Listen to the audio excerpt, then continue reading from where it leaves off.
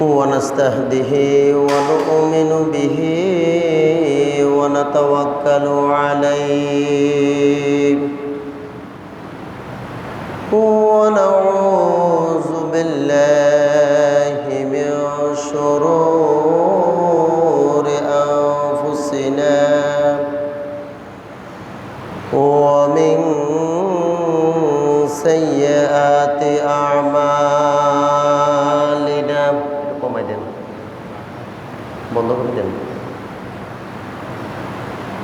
من يهده الله فلا مضل له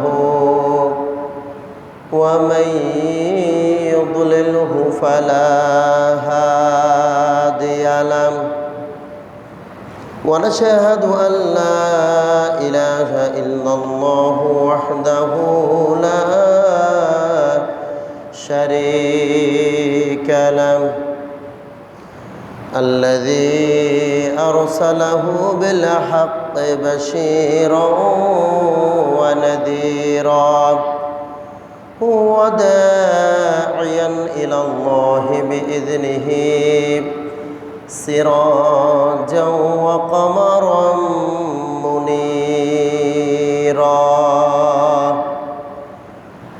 أما بعد أعوذ بالله من الشيطان الرجيم بسم الله الرحمن الرحيم فصل لربك وانحر وقال رسول الله صلى الله عليه وسلم صيام يوم العرفة أحتسب على الله أن يكفر السنة التي قبله والسنة التي بعده إن الله وملائكته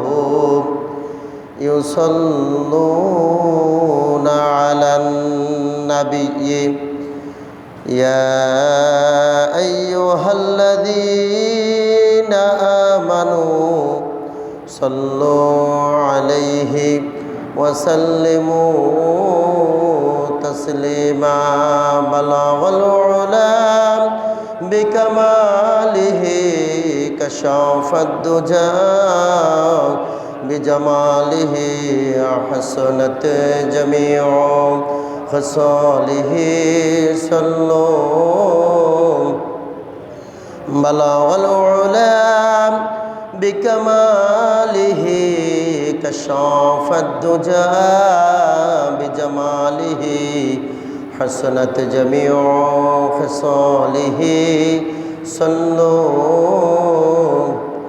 هو الحبيب الذي ترجى شفاعته لكل هول من الأحوال المقتحم بلغ العلا بكماله كشاف الدجى بجماله حسنت جميع خصاله صلوا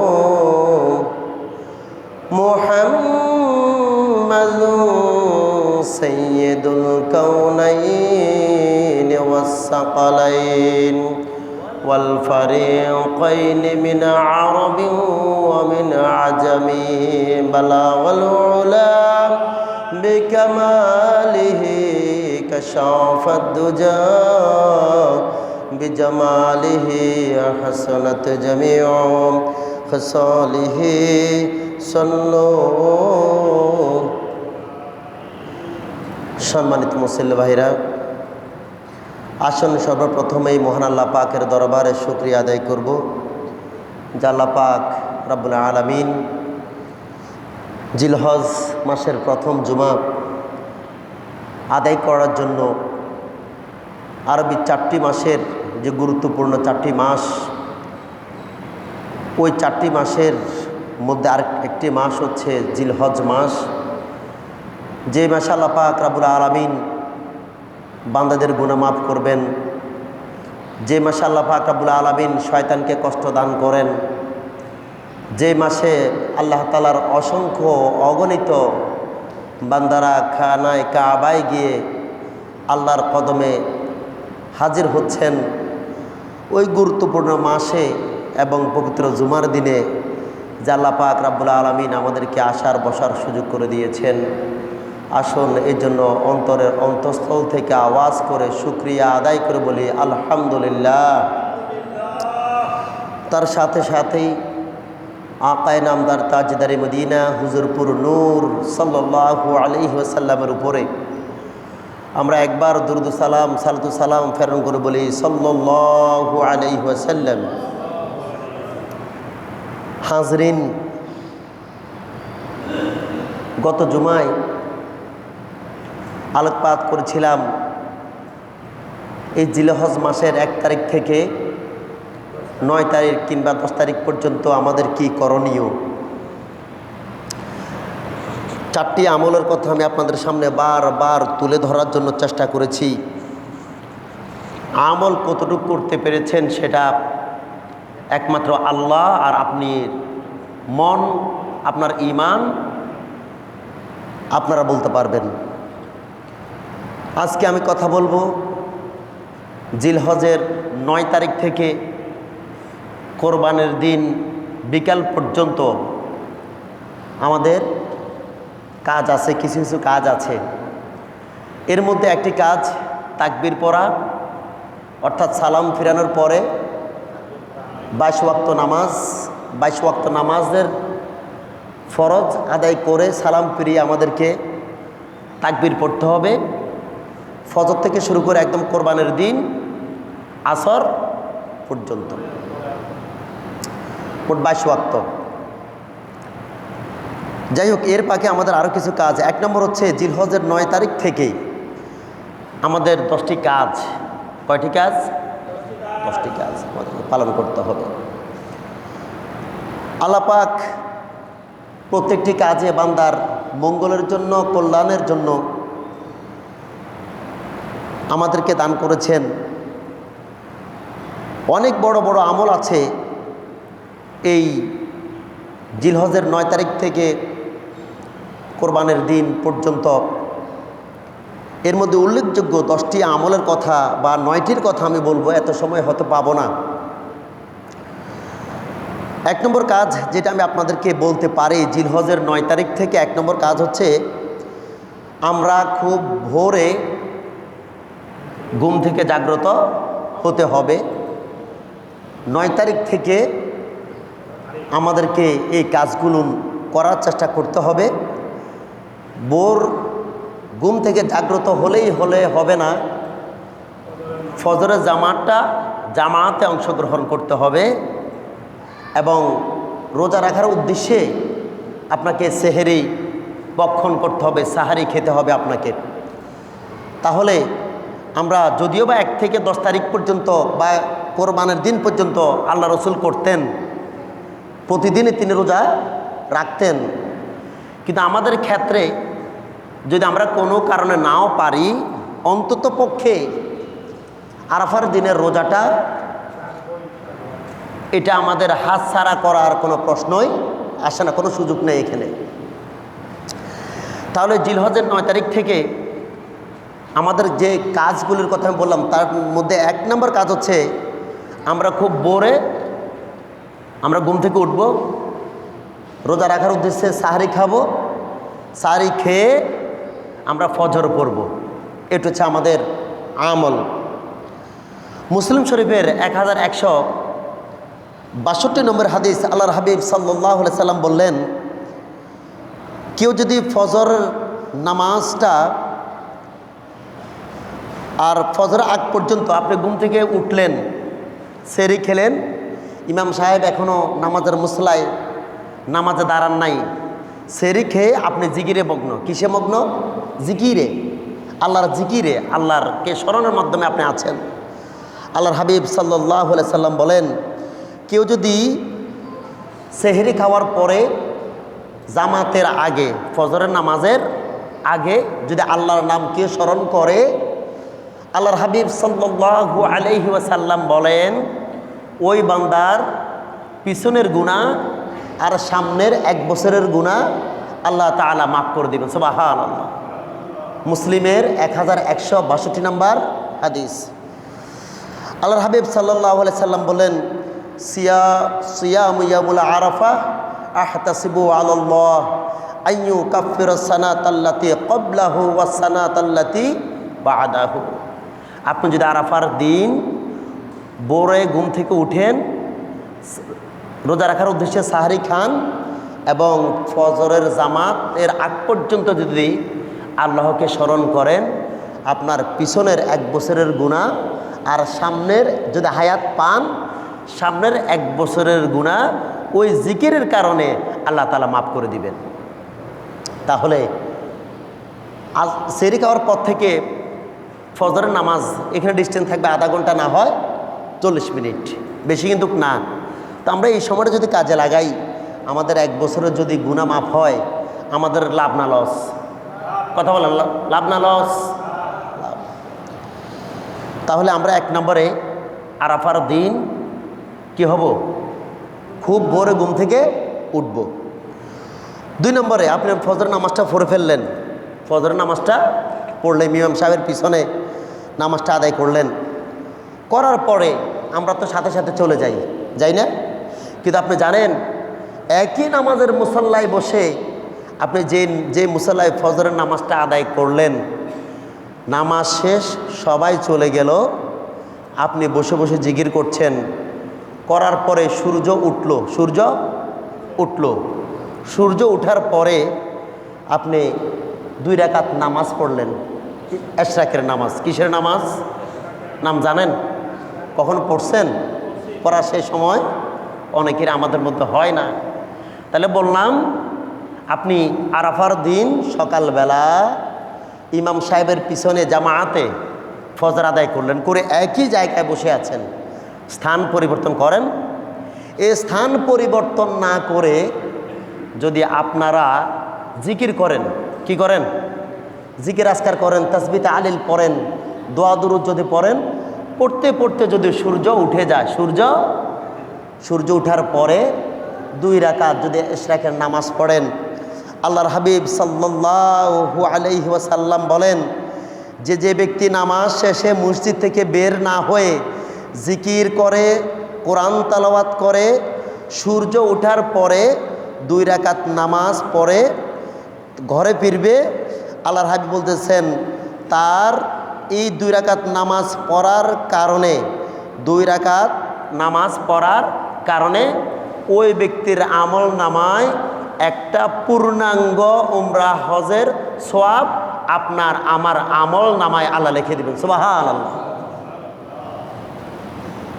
উমরা করতে গেলে 2 লাখ টাকা লাগে, হজ করতে গেলে 8 লাখ টাকা, 7.5 লাখ টাকা বাহ্যিক খরচ বাদ দিলেও।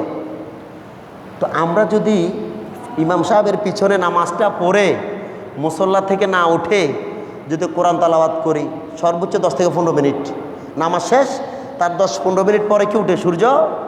আর আপনাদের গ্রাম অঞ্চলে ইমাম সাহেব যখন নামাজ শুরু করে, মোটামুটি মুসল্লিরা যখন আসে মোটামুটি সূর্য উঠে প্রায়, ঠিক না? এমনই হয় বেশিরভাগ।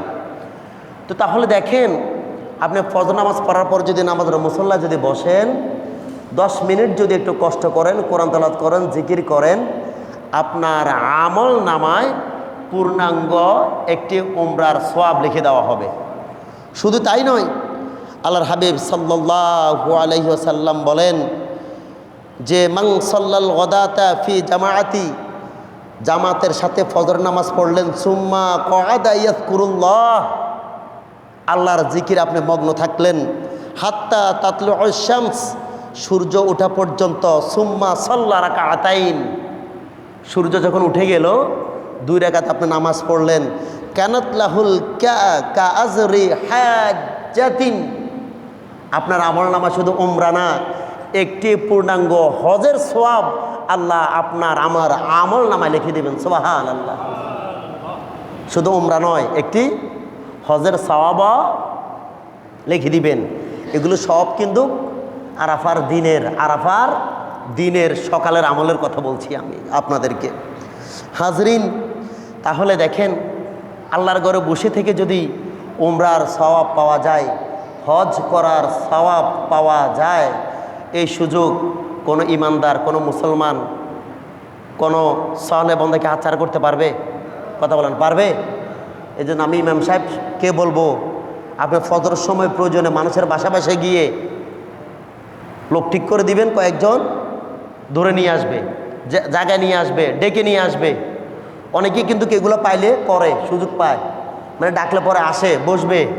অনেকে আসে এমন, যাবে কি যাবে না, যাবে কি যাবে না, একটু দ্বিধাদ্বন্দ্বের মধ্যে থাকে। কিন্তু ইমাম সাহেব যদি একটু সময় দেয়, একটু খোঁজাখুঁজি করে, তাহলে এই মানুষগুলো ফজরের নামাজ জামাতে পড়া সম্ভব এবং তারা এশরাকের নামাজ পড়াও সম্ভব। হাজরিন, এই হচ্ছে 2 নম্বর আমল।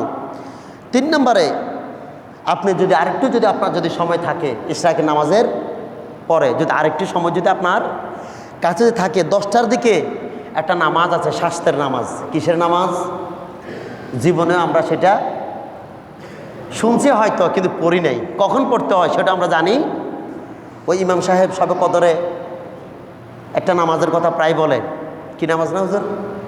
জামাতে পড়ার জন্য বলতেন যে এটা পড়াতেই হবে, জীবনে একবার হলেও নামাজটা পড়া দরকার। এভাবে বহুত আমাদের নামাজ আছে, নফল নামাজ আছে। নফল নামাজ আপনার আমলকে সুন্দর করে। নফল নামাজ আপনাকে আল্লাহর খুব কাছে নিয়ে যাবে, আল্লাহর খুব কাছে নিয়ে যাবে। সবচেয়ে নফল ইবাদতগুলি আল্লাহর পছন্দনীয়।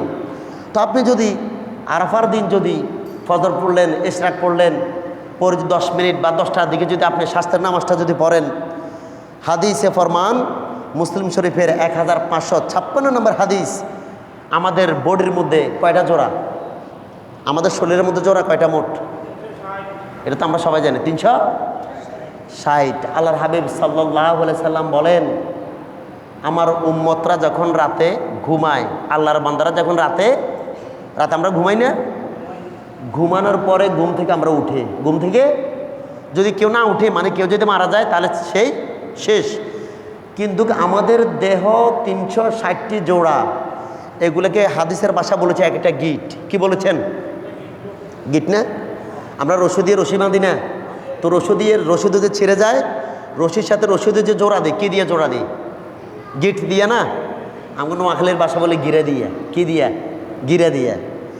এখন আমাদের শরীরগুলো তো সেম, গিট আছে, এটার সাথে এটার গিট আছে না? গিট ছাড়া কি সম্ভব? এদের লাড়াছাড়া করি, গিট ছাড়া সম্ভব না। আল্লাহর হাবিব সাল্লাল্লাহু আলাইহি সাল্লাম বলেন, আমার উম্মতের দেহের মধ্যে 360টি হাড় আছে, একটি হাড়ের সাথে লাগানো, গিট দেওয়া। কোনো বান্দা যদি ঘুম থেকে উঠে, তার উচিত হচ্ছে এগুলোর সদকা আদায় করা। সুবহানাল্লাহ। কি আদায় করা? সদকা আদায় করা। তো আপনি যদি আপনার দেহের সদকা দেন, 360টি হাড়ের বা 360টি জোড়ার শরীরে যে জোড়া আছে, এগুলার সদকা যদি দেন, আপনারা রুজি রোজগার করেও অনুকূল পাবেন। কিন্তু সদকা আল্লাহর হাবিব শিখিয়ে দিয়েছেন, এগুলা সদকা কীভাবে আদায় করতে হয় আল্লাহর হাবিব কী করেছেন? আমাদের শিক্ষা দিয়েছেন। কেমনে শিক্ষা দিয়েছেন? আল্লাহর হাবিব সাল্লাল্লাহু আলাইহি সাল্লাম বলেন, আন আবি যররিন রাদিয়াল্লাহু তাআলা আন্না রাসূলুল্লাহি সাল্লাল্লাহু আলাইহি ওয়াসাল্লাম قال ইউসবিহু আলা কুল্লি সুলামা মিন আহাদিকুম সাদাকা। আল্লাহর হাবিব সাল্লাল্লাহু আলাইহি সাল্লাম বলেন, প্রতিটি দিন শুরু হওয়ার সাথে সাথে তোমাদের প্রত্যেকটি, অর্থাৎ দেহের যে অস্থি আছে, এগুলোর একটা গিট থাকে। তো উচিত হচ্ছে এগুলোর সদকা আদায় করার ওয়াজিব। কি ওয়াজিব? কোরবানি করা ওয়াজিব। এই আমাদের দেহের গিটগুলোর সদকা আদায় করাও কি? এই যে আপনি হেঁটে পর্যন্ত আসলেন, ঘর থেকে আল্লাহর ঘরে এখানে আসছেন, এটার শুকরিয়া আদায় করা, সদকা করা ওয়াজিব। সদকা করা কি? আল্লাহ আপনাকে হাত পা ঠিক দিয়েছে, ল্যাংড়া বানায় নাই, কানা বানাই নাই, আন্দা বানাই নাই, প্রতিবন্ধী বানাই নাই, এগুলার সদকা আদায় করা কি? ওয়াজিব। আপনার হাত পা সচল কাজ করছে, এগুলোর সদকা আদায় করা কি? জোরে বলেন কি? ওয়াজিব মানে হচ্ছে ফরজের পরে আদায় করতে হবে, ব্যাপারটা এমন। ব্যাপারটা কি? ওয়াজিব তরক করলেও গুনাহ আছে, ওয়াজিব তরক করলে কি আছে? গুনাহ আছে। আল্লাহর হাবিব সাল্লাল্লাহু আলাইহি সাল্লাম বললেন, ফাকুল্লি তাসবিহাতান সাদাকা। এই যে আমাদের দেহের 360টি জোড়া, এগুলো সদকা আদায় হয় কীভাবে? আমি যদি তাসবিহ পড়ি, সুবহানাল্লাহ, কি পড়ি? তাসবিহ পড়ি, কি পড়ি? যেমন তাসবিহ সুবহানাল্লাহ হইলে তাসবিহ, সুবহানাল্লাহ কি? সুবহানাল্লাহ, আলহামদুলিল্লাহ, আল্লাহু আকবার, এগুলো কি? তাসবিহ। তাহলে আমাদের দেহের সদকা আদায়ের তাসবিহ কি? সুবহানাল্লাহ, আল্লাহু আকবার, আল্লাহু আকবার, আল্লাহ আল্লাহ জিকির, এগুলো আপনি যদি করেন আপনার দেহের সদকা আদায় হয়ে যাবে। কি হয়ে যাবে? দেহের সদকা আদায় হয়ে যাবে। এরপর আল্লাহ হাবিব সাল্লাল্লাহু আলাইহি সাল্লাম বলেন, ওয়াকুল্লু তাহমিদাতিন সাদাকা। আপনি যদি আল্লাহর প্রশংসা করেন, কি করেন? আল্লাহর প্রশংসা করেন, এটা আপনার দেহের জন্য কি হয়ে যাবে? সদকা ওয়াজিব আদায় হয়ে যাবে। এরপর আল্লাহর হাবিব সাল্লাল্লাহু আলাইহি সাল্লাম বলেন, ওয়াকুল্লু তাহলিলাতিন সাদাকা। এবং এই আরেকটা হচ্ছে তাসবিহ হিসেবে গণ্য হবে, প্রতিটি তাহমিদ বলা সদকা হিসেবে গণ্য হবে, প্রতিটি আল্লাহু আকবার ধ্বনি আপনার দেহের সদকা হিসেবে কি হবে? সদকা হিসেবে ওয়াজিব আদায় হয়ে যাবে। এরপর আল্লাহর হাবিব সাল্লাল্লাহু আলাইহি সাল্লাম বলেন, ওয়াকুল্লু তাকবীরাতিন সাদাকা। তাকবীর আছে না? তাকবীর, নারে তাকবীর, আল্লাহু আকবার, এগুলো কি? এই তাকবীরগুলো আপনার দেহের সদকা কি হয়ে যাবে?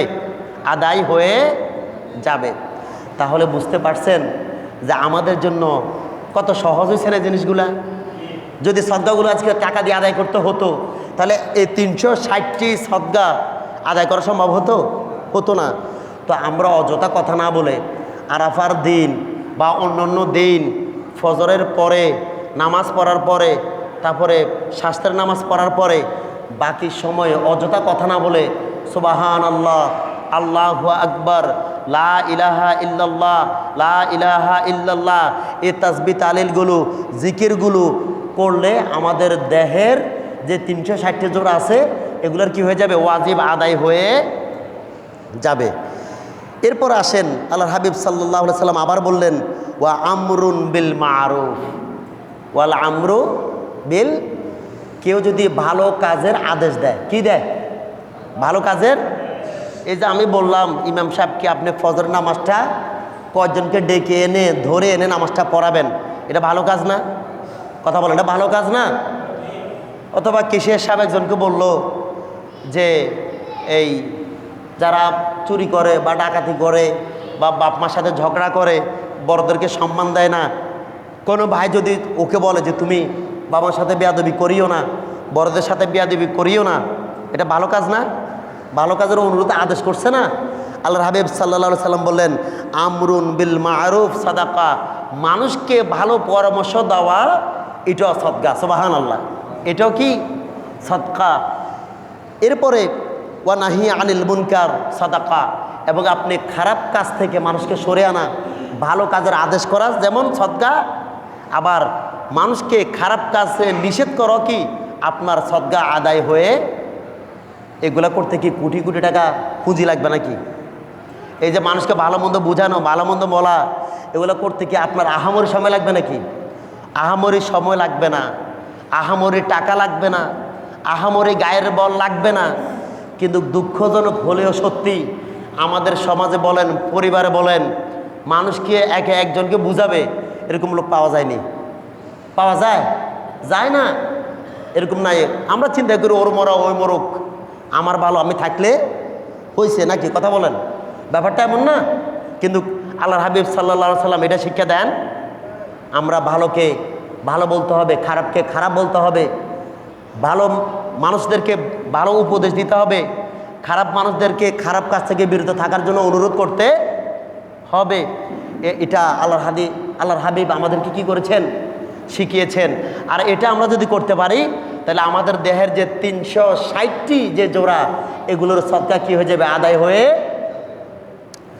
এবার আসেন, আপনি তাও করলেন না, এই আমলটা করতে পারলেন না, সে সময় হয় না বা সুযোগ হয় নাই, কিন্তু আরেকটা কথা আল্লাহর হাবিব সাল্লাল্লাহু আলাইহি সাল্লাম বললেন, ওয়াইজুজিউ মিন যালিকা রাকাতান ইয়ারকাউহুমা মিনাদ-দুহা। আল্লাহর হাবিব সাল্লাল্লাহু আলাইহি সাল্লাম বলেন, কেউ যদি আপনি এই আমলগুলো করতে না পারেন, আরাফার দিন যদি আপনি 10টার দিকে 2 রাকাত নামাজ পড়েন, কয় রাকাত? জোরে বলেন, কয় রাকাত? কি বার? আরাফার দিন, 9 জিলহজ। আপনি যদি 2 রাকাত নামাজ পড়েন 10টার দিকে, কয়টার দিকে? 2 রাকাত মাত্র। এই নামাজের নাম কি? শাস্ত্রের নামাজ। কিসের নামাজ? যদি আপনি 2 রাকাত নামাজ পড়েন, আল্লাহর হাবিব সাল্লাল্লাহু আলাইহি সাল্লাম বললেন, ওয়ায়ুজিউ মিন যালিকা রাকাতান ইয়ারকাউহুমা মিনাদ-দুহা। কেউ যদি 2 রাকাত নামাজ পড়ে, তার দেহের যে 360টি জোড়া আছে, এই 360টির জোড়ার সদকা এই 2 রাকাত নামাজ পড়লে আদায় হয়ে যাবে। সুবহানাল্লাহ। এই যে আপনি হাওয়া বাতাস খাচ্ছেন, জমিনের উপর হাঁটতেছেন, আসমানের নিচে বসবাস করছেন, আমার কাছে অবাক লাগে, এই যে রাঙ্গুনিয়ায় 4 ভাই একসাথে মারা গেল না? কথা হলো, মারা গেছে না?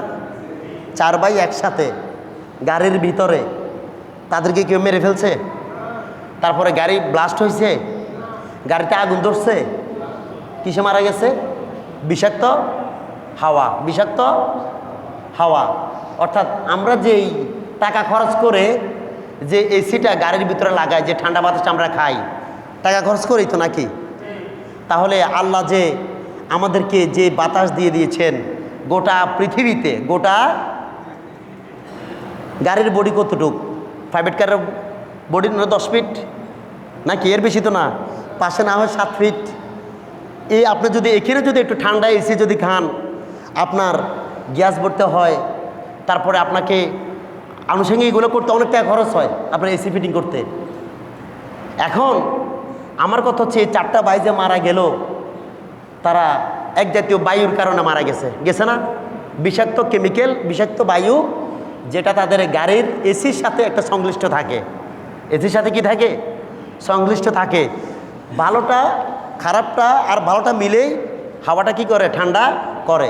যাই হোক, যে কোনো কারণে তারা কি মারা গেল, ডাক্তার রিপোর্ট দিছে যে বিষাক্ত বায়ুর কারণে গাড়ির ভিতরে যখন এটা আসছে, ওদের নাক যখন বায়ুটা টান দিল, তাদের সাথে সাথে ফুসফুস নষ্ট হয়ে গেল। তারা 4 জনে একই সাথে মারা গেল, একই জায়গায় মারা গেল। তাহলে আমার কথা হলো, আমাদের আল্লাহ হাড় দিলেন, সুস্থ আছি, পা দিলেন, সুস্থ আছি, মুখ দিলেন, সুস্থ আছি, চোখ দিলেন, সুস্থ আছি। আল্লাহ সুস্থ সবল রাখছে। তাহলে যেখানে আইসিইউতে থাকতে হয় টাকা খরচ করে, ঠান্ডাতে যদি হাওয়া খেতে হয় টাকা খরচ করে, গরমও যদি খেতে হয় টাকা খরচ করে, সব কিছু টাকার উপরে না? পানিও যদি খেতে হয় ঠান্ডা পানি ফ্রিজে রেখে, যে আল্লাহ আমাদেরকে এত বড় নিয়ামত দিয়েছেন, সুখ শান্তি দিয়েছেন, হাওয়া বাতাস দিয়েছেন, বৃষ্টি দিয়েছেন, আসমান জমিন দিয়েছেন, তাহলে ওই মাওলা মনিমের দরবারে দৈনিক কতবার তার ডাকলে তার শুকরিয়া আদায় হবে, এটা বলে আপনি আমি শেষ করতে পারবো? বলে পারবো? তাহলে আমরা করি না কেন? আমরা সবই জানি, সবই বুঝি, কিন্তু বেলা শেষে কথা হলো একটাই, তাল গাছ বিচার মানি, তাল গাছ আমি সবই মানি। আল্লাহ আমার বানাইছে, আল্লাহ আমার হাত পা দিছে, দুনিয়ার মালিক আল্লাহ, বাতাসের মালিক আল্লাহ, এই সূর্যের মালিক আল্লাহ। কিন্তু এই যে আজকে বললাম 9 তারিখে, জিলহজের 9 তারিখে আমলটুকুন করিয়েন, তখন তো আপনাদের কারো খবর থাকবে না। ইমাম সাহেব মাইকে আজান দিবে ঠিক, দিন যায় রাত হবে, এটা সত্য, রাত গিয়ে দিন হবে সেটাও, আপনি আমি আবার চলে যাব এটাও সত্য। কিন্তু আমল করতে হবে, আল্লাহ শুকরিয়া আদায় করতে হবে, এটা চিরন্তন সত্য আপনার জন্য আর আমার জন্যে। কারণ আমরা এটা করতে চাই না, করতে পারিও না। এটা হচ্ছে আমাদের অলসতা। কিসের অলসতা? আমাদের অলসতার কারণে আমাদের ক্ষতি। কাদের ক্ষতি? আরে কথা বলেন ওনারা, আপনারা রাগ করছেন নাকি আমার উপরে? আমাদের ভুলের জন্য, নামাজ না পড়ার জন্য, দান সদকা না করার জন্য, পর্দা না করার জন্য, আল্লাহর শুকরিয়া না আদায় করার জন্য এই ক্ষতি আমাদের। এই ক্ষতি কাদের? জোরে বলেন কাদের? আপনাদের মিরসরাইতে চুরির আজানি হয় না? মারে নাই? মারামারি হচ্ছে না? স্বর্ণ অলংকার লুট হচ্ছে না? ডাকাতে কি হয়েছে? ছোট মেয়েকে পা এক জায়গায়, মাথা এক জায়গায়, হাত আরেক জায়গায়, এরকম শুনছেন না? গতকালকে চট্টগ্রামে বাকলিয়ায় সেম। এগুলো কেন জানেন? আমাদের পাপের ফল, আমাদের পাপের ফল, আমাদের ভুলের ফল। এটা সম্পূর্ণ দায়ভার আমাদের। শুধু ইমাম সাহেব নামাজ পড়বে আর আপনারা পড়বেন না, এইভাবে আল্লাহ আপনাদেরকে এইভাবেই কষ্ট দিবেন, এইভাবেই আল্লাহ সাজা দিবেন, এভাবেই আল্লাহ কষ্ট দিবেন। আজকে যে ভাইটা খুন করেছে সেও তো আমাদের মতো মানুষ, মানুষ না? কথা কয় না? আপনাদের এলাকায় কি মদ খায় এরকম মানুষ নাই? জুয়া খেলে এরকম মানুষ নাই? ফেন্সিডিল খায় এরকম মানুষ নাই? কেন থাকবে ভাই? থাকবে কেন বলেন? সে তো মুসলমান, নামাজ ছাড়বে কেন? ছাড়বে বলেন? আপনি জানেন এই ধরনের একজন ছেলে শুধু বাপমার জন্য ক্ষতি নয়, বাপমার জন্য ক্ষতি। যে রামিসাকে যে এই লোকটা মারলো, তার বায়োডাটা খবর নিয়ে দেখা গেছে সেই এলাকার তার সমস্যা। সে বিয়ে করছে 2টা, এলাকা থেকে 8-10 লাখ টাকা ঋণ করে সে আসছে ঢাকায়। তাহলে বোঝা গেছে বিষাক্ত রোগ যাকে একবার পায় তাকে ছাড়া উচিত, কোনো না কোনোভাবে ছাড়া উচিত।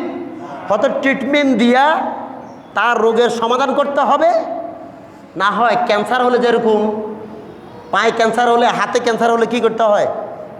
কেটে ফেলতে হয় না? এটা আপনি রাখতে গেলে আপনার জাতি জাতি পুরো অঙ্গই যাবে। সম্ভব? বাঁচানো কি সম্ভব হয় নাকি? হয় না। আমাদের সমাজে যারা চোর, যারা মদ খায়, নেশা করে, জুয়া খেলে, কি নেশার টাকার জন্য মাকে মেরে ফেলছে না? এরকম নজির আসেনি বাংলাদেশে? আর বাবা হচ্ছে পুলিশ, মেয়ে মেরে ফেলছে কিসের জন্য? নেশার। এর চেয়ে আমি আর কি বলতাম আপনাদেরকে? এগুলো আপনাদেরকে যদি আপনারা অন্যদিকে যাওয়ার দরকার নাই। আমাদের আশেপাশে যারা আছে এই ধরনের, তারা আবার সহজে নামাজ পড়ে না। যারা নেশাপানি করে নামাজ পড়ে না, রোজা রাখে না, তাদেরকে আমাদের বোঝানোর বোধ কিছু আছে, বোধ কিছু আছে। ইমাম সাহেবের আছে, এলাকার মুরব্বী যারা আছেন তাদেরও আছে হক, তাদেরকে আপনারা বুঝাবেন। আমার কথা হচ্ছে যদি আপনার গ্রামে একজন জুয়া খেলে, নেশা করে, এটা ক্ষতি আপনার উপরও আসবে, আসবে না? চুরি করলে নেশার টাকার জন্য আপনার ঘরে চুরি করবে, অন্য কারো চুরি করবে, আগে আপনারটাই চুরি করবে। কাজেই সংশোধন হওয়ার দরকার আছে না নাই? এই খারাপ মানুষদেরকে আল্লাহর পথে ডাকার দরকার আছে না নাই? দ্বীনের পথে ডাকার দরকার আছে না নাই? আপনারা একটু নোট করবেন কারা কারা আছে, বোঝেন। আমাকে বলিয়েন, আমার বলার আছে আমি বলবো। আমি কি বললে আমার মারে ফেলবে নাকি? দরকার নাই, বলার দরকার আছে। ইমাম সাহেব আছে, উনি বুঝাবে, বলবে।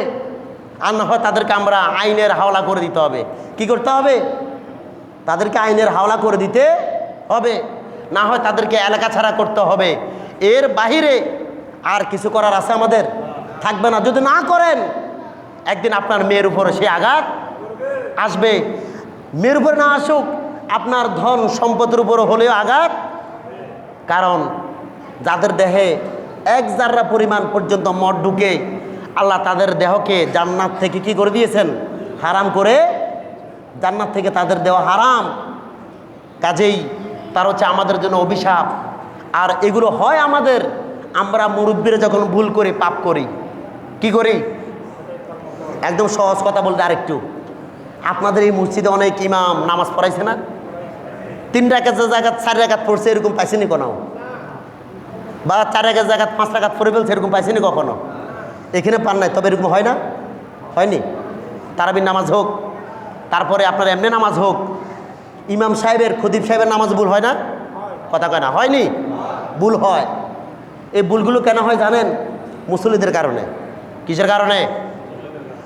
এখানে এমনও মুসল্লি থাকতে পারে যার অজু হয় নাই, এমনও মুসল্লি থাকতে পারে যে অজু ছাড়াই নামাজে দাঁড়াইছে। এখানে এমনও মানুষ থাকতে পারে যে লোকটা মাত্র পাপ করে আসে নামাজের পিছনে দাঁড়াইছে। ওই ব্যক্তির কারণে ইমাম সাহেবের, খতিব সাহেবের নামাজের মিস্টেক। স্পষ্ট হাদিস আছে, বুখারী মুসলিমের হাদিস, স্পষ্ট হাদিস। নামাজ কোনো ইমাম সাহেব যদি নামাজে ভুল করে, এটা কোনো মুসল্লির ভুলের কারণে এটাকে ইমাম সাহেবকে কী করতে হয়, সাফার করতে হয়, ফেস করতে হয়। এই মাসালাটা প্রয়োজন, আমি আগামী সপ্তাহে আমি আপনাদেরকে ইতিহাসটা শোনাবো। ঠিক সেম মুসল্লির কারণে যদি ইমাম সাহেবের নামাজের ত্রুটি ঘটতে পারে, তাহলে সমাজে একজন নেশাখোর, একজন জুয়াড়ি, একজন লম্পট আপনাদের ক্ষতি করবে না? ক্ষতি করবে না? এর জন্য ভালোর মধ্যে বুঝিয়ে সুঝিয়ে ভাইকে আমাদের জানার বোঝানোর অনেক কিছুই আছে হাজিরিন। এই জন্য বলবো, এই যে সদকাগুলি, কোরবানি বলি, সদকা বলি, নামাজ বলি, যদি আমরা না করি, এই না করার কারণে আমাদের সমাজে অভাব দেখা দিচ্ছে, তেলের সংকট, মানুষ মরে যাচ্ছে, তারপরে ছেলে মাকে মেরে ফেলতেছে, মা ছেলেকে মেরে ফেলতেছে, বাবা 5 জনকে পর্যন্ত মেরে ফেলছে। একমাত্র আল্লাহর নালত আমাদের উপর পড়েছে এই বিদায়। আর আল্লাহর নালত কখন পড়বে? যখন আপনি মসজিদ থেকে দূরে চলে যাচ্ছেন, কোরআন থেকে দূরে চলে যাচ্ছেন, আল্লাহর আইন কানুন থেকে দূরে চলে যাচ্ছেন। যখন চলে যাবেন, তাহলে এই আসমান কার? আসমান কার? এই হাওয়া বাতাস কার? তাহলে যে আল্লাহ আমাদেরকে চলার জন্য, খাওয়ার জন্য সুস্থ সবল রেখেছেন, সব কিছু দিয়েছেন, আল্লাহ তো আমাদের ডাইরেক্ট ঘাড়ের মধ্যে ধরতে পারতেছেন না, পারতেছেন? এই জন্য কোনো না কোনোভাবে আমাদেরকে পেরেশানি দিয়ে রাখতেছেন। পেরেশানি দিয়ে, এই পেরেশানি দেওয়ার আরেকটা উপকার হচ্ছে বিপদে কাকে স্মরণ করা? কাকে স্মরণ করা? কি আমরা তো তাও করি না, করি? কালকে একটা মাসালা দেখলাম যে মানত করে না, মানত মানত কখন করে? আমার 5টা মেয়ে, একটা ছেলে দরকার। তা আল্লাহ তুমি যদি আমার একটা ছেলে দাও, আমি অমুক জায়গাটা মাদ্রাসা নামে দিয়ে দিব। এরকম একটা মানত করে না? তার মানে আপনি কি করলেন? আল্লাহর সাথে কি করলেন? এটা যে আল্লাহ দিলে তারপর আপনি দিবেন, ব্যাপারটা এমন হইল না? আল্লাহ দিলে কি দিবেন, তারপর আপনি আল্লাহ আপনার রেজাল্ট A+ আনি দিলে আমি সবাইরে খাওয়াবো, বা আমার ব্যবসা এত টাকা লাভ হইলে আমি আল্লাহর ঘরে AC লাগাই দেবো, নতুবা টাইলস করে দেবো। তার মানে আল্লাহ আপনারে দিলে তারপর আপনি আল্লাহকে, সহজ কথা না? এটা হয় কোনো দিন? এটা কি হওয়ার বিষয়? এই জন্য হাজরিন, তাহলে আমাদেরকে এই আমাদের দেহের শুকরিয়া আদায় করতে হবে। এই দেহের মোট 360টি জোড়া, এই 360টির সদকা আদায় করা ওয়াজিব। সদকা আদায় করা কি ওয়াজিব? আর এগুলো আদায় করতে কিভাবে? তাকবীর দিয়া, তাসবিহ পড়ে, সুবহানাল্লাহ, আল্লাহু আকবার, এগুলো পড়লে কি হয়? এগুলো সদকা আদায় হয়। তাও যদি কেউ না পারেন, আরাফার দিন মাত্র 2 রাকাত নামাজ। কয় রাকাত? এদিকে আপনি যাচ্ছেন, অজুখানা আছে, অজুটা করে মসজিদের বারান্দায় 2 রাকাত নামাজ পড়বেন।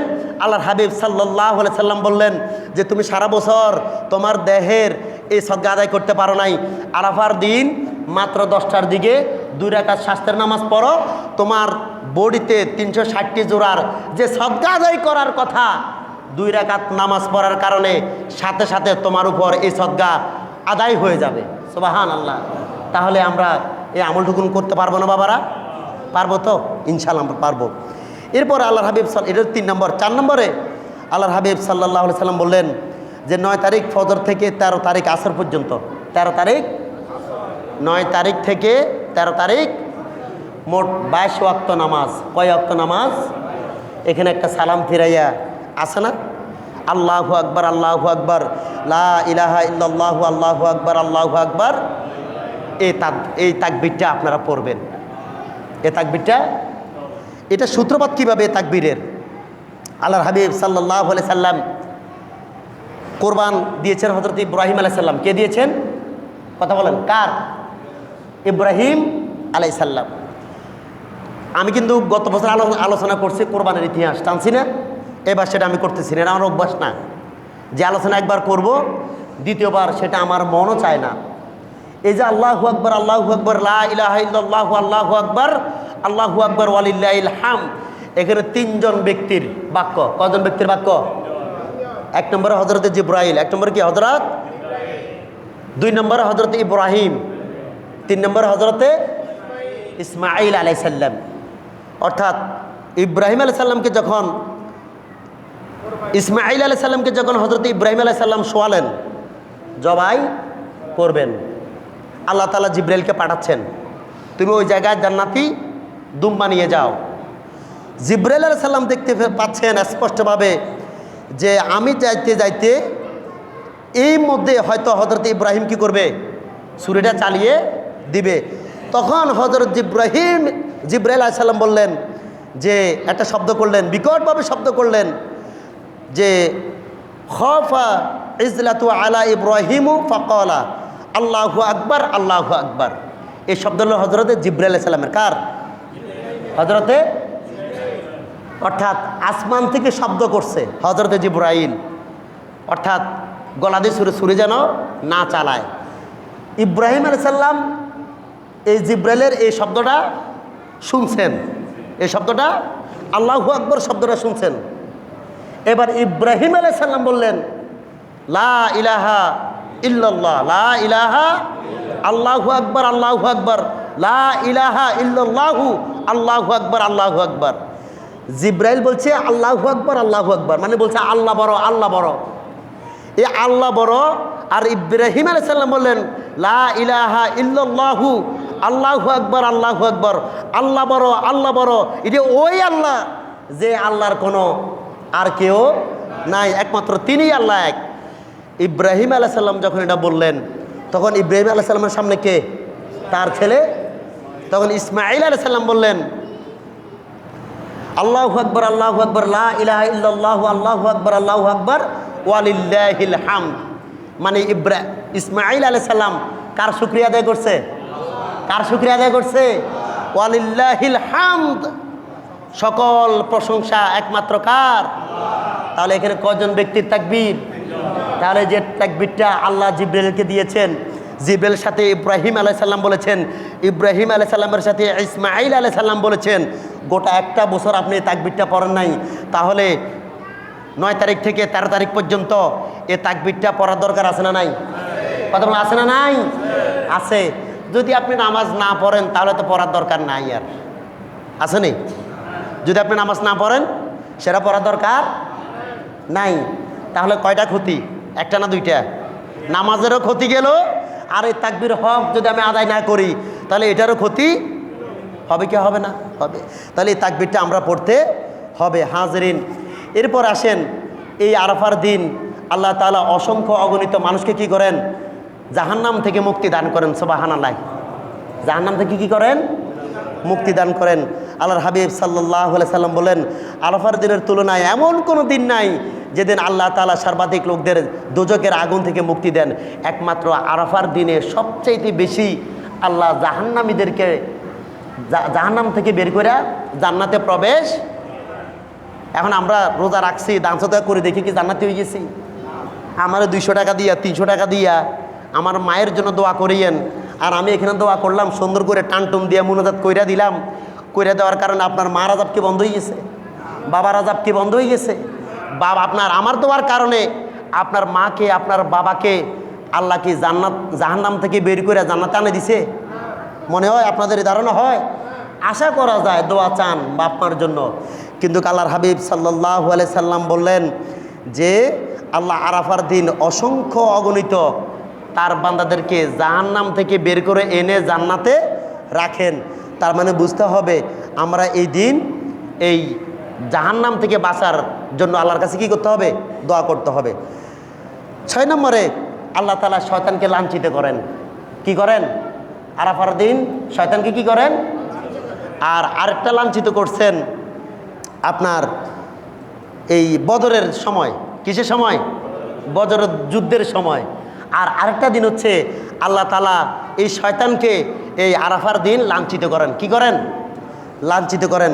আল্লাহর হাবিব সাল্লাল্লাহু আলাইহি সাল্লাম খুব সুন্দরভাবে তার জাবানে বলেছেন, আমি শেষের অংশ বলতেছি, যে অর্থাৎ আল্লাহ তাআলা ফেরেশতার এই শয়তানের রাগান্বিত রূপ দেখেন। কি দেখেন? রাগান্বিত রূপ দেখেন। কারণ যখন আল্লাহ সবাইকে মাফ করে দিচ্ছেন, সারা বিশ্ব থেকে লক্ষ লক্ষ হাজির আরাফার ময়দানে যখন উপস্থিত হয়, আর যখন আল্লাহর কাছে মাপ চায়, ওই আল্লাহ যখন তার বান্দাদেরকে মাফ করে দেন, এই মাফ করার কন্ডিশন দেখে ইবলিস শয়তান বেশি রাগান্বিত হয় আর সে লজ্জাবোধ করে। সুবহানাল্লাহ। তার মানে বোঝা গেল আরাফার দিন হাজী সাহেবরা যখন আরাফার ময়দানে উপস্থিত হন, কে কষ্ট পায় বেশি বলুন তো বাবারা? ইবলিস শয়তান কষ্ট। এরপরে আসেন 8 নম্বর 7 নম্বর, এই আরাফার দিন হচ্ছে গুনাহ মাফের দিন। কিসের দিন? এটা আমাদেরও গুনাহ মাফের দিন এবং যারা হজে যায় তাদেরও কি দিন? গুনাহ মাফের দিন। হাজিরিন, এই জন্য আরাফার দিনটা আমরা বাংলাদেশে থাকলে কি হয়েছে, যে আমলগুলোর কথা বললাম, আপনারা এই আমলগুলো করতে পারবেন না বাবারা? পারবেন না? এক নম্বরে কী করতে হবে? ফজর এই আরাফার দিন খুব ভোরে ঘুম থেকে জাগ্রত, কথা বলেন না সবাই একসাথে বলেন, কি করবেন? আরাফার দিন ঘুম থেকে জাগ্রত হবেন, হওয়ার পরে রোজা রাখার উদ্দেশ্যে সেহরি খাবেন। কি খাবেন? সাহারি খাবেন।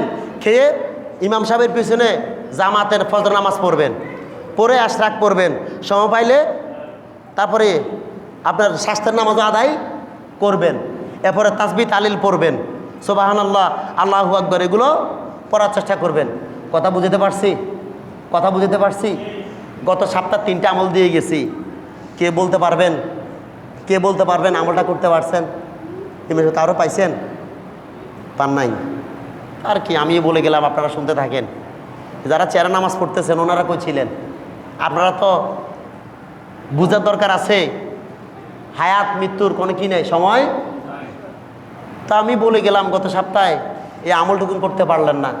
আচ্ছা দেখা যাক, শুধু একদিনের আমল দিছি। কয় দিনের আমল? শুধু আরাফার দিন। কয় দিন?